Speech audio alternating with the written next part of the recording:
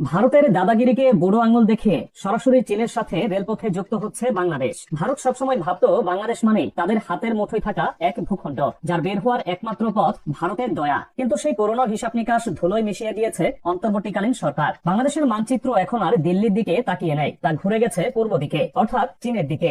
ঘটনা শুরু হয় গত 27 নভেম্বর ঢাকার রাষ্ট্রীয় অতিথি ভবন যমুনায়। সেদিন এখানেই এক গোপন বৈঠক অনুষ্ঠিত হয়। সেই বৈঠকে প্রধান উপদেষ্টা ডক্টর মোহাম্মদ ইউনূস এবং চীনা প্রতিনিধি ইয়াং দেনিং যখন হাত মেলান, তখনই আসলে দক্ষিণ এশিয়ার ভূরাজনীতির ভাগ্য নির্ধারিত হয়ে যায়। বৈঠকে উঠে এসেছে চীনের প্রস্তাবিত ইউনান প্রদেশ থেকে শুরু করে মিয়ানমারের দুর্গম পথ পাড়ি দিয়ে এবার রেললাইন কক্সবাজারে এসে মিলবে। আর সেটি আসলে শুধু লোহার লাইন নয়, ইয়াং দেনিং এর ভাষায় এটি হলো ভারতের একচ্ছত্র আধিপত্য ভেঙে ফেলার প্রথম হাতুড়ির বাড়ি। চীন পরিষ্কার বার্তা দিয়েছে, তারা বাংলাদেশকে এমন এক করিডোরে যুক্ত করতে চায় যেখানে দিল্লি কোনো নাক গলাতে পারবে না। স্বাধীনতার পর থেকে ভারত বাংলাদেশকে এমন ভাবে ঘিরে রেখেছে যেন আমরা একটি দ্বীপ রাষ্ট্র। তিন দিকে ভারত আর একদিকে সাগর। নেপাল বা ভুটানে আমাদের পণ্য পাঠাতে গেলে ভারতের বর্ডার গার্ড বা কাস্টমস এর অনুমতি লাগে। এক ট্রাকে পণ্য পাঠাতে গেলে 10 জায়গায় সই করতে হয়। এই যে চিকেন স্নেক বা শিলিগুড়ি করিডোর দিয়ে ভারত তার উত্তর পূর্বাঞ্চলকে আগলে রাখে, তারা চেয়েছিল বাংলাদেশও যেন তাদের এই ভয়ের সঙ্গী হয়। কিন্তু নতুন এই রেল রোড সেই পুরো খেলাটাই উল্টে দিয়েছে। চীনের কুনমিং থেকে যখন ট্রেন সরাসরি কাচিন ও রাখাইন হয়ে বাংলাদেশে ঢুকবে,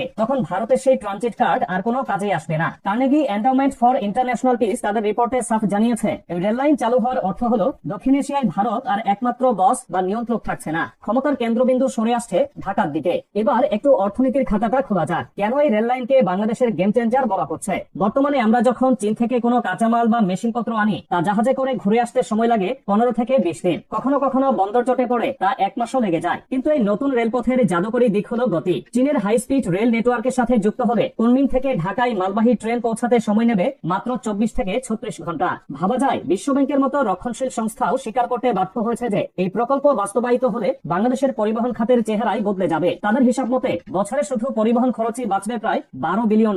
আর বাংলাদেশ ইনভেস্টমেন্ট ডেভেলপমেন্ট অথরিটি বা বিডা যে তথ্য দিচ্ছে তা তো আরো চমকপ্রদ। তারা বলছে এই রেল করিডোর চালু হলে বছরে $25 বিলিয়ন অতিরিক্ত বাণিজ্য হবে। এই টাকার অঙ্কটা কিন্তু বাংলাদেশের বর্তমান জিডিপির প্রায় 6%। এতদিন বাংলাদেশের রপ্তানি বাণিজ্যের পুরোটাই ছিল সমুদ্র নির্ভর এবং অনেকাংশে কলকাতা বা হালদিয়া বন্দরের দয়ার উপর। কিন্তু রেল লাইনটি যখন চালু হবে, তখন বাংলাদেশ হয়ে উঠবে দক্ষিণ পূর্ব এশিয়ার লজিস্টিক হাব। সিঙ্গাপুর, থাইল্যান্ড বা ভিয়েতনামে পণ্য পাঠাতে আর ভারত মহাসাগর পাড়ি দিতে হবে না, রেলে চড়েই পণ্য পৌঁছে যাবে গন্তব্যে। চট্টগ্রাম বন্দরে যে ভয়াবহ চাপ তা মুহূর্তেই কমে যাবে। মংলা বন্দরও নতুন প্রাণ পাবে। তাই বাংলাদেশ তখন আর আমদানিকারক দেশ থাকবে না, হয়ে উঠবে এশিয়ার বাণিজ্যের এক বিশাল জংশন। বাংলাদেশ এতদিন শুধু গার্মেন্টস এর উপর নির্ভর করেছিল, কিন্তু এই রেল লাইন আমাদের ভারী শিল্পের দুয়ার খুলে দেবে। কক্সবাজারের পর্যটন শিল্পের সাথে যুক্ত হবে আন্তর্জাতিক ব্যবসার সংযোগ।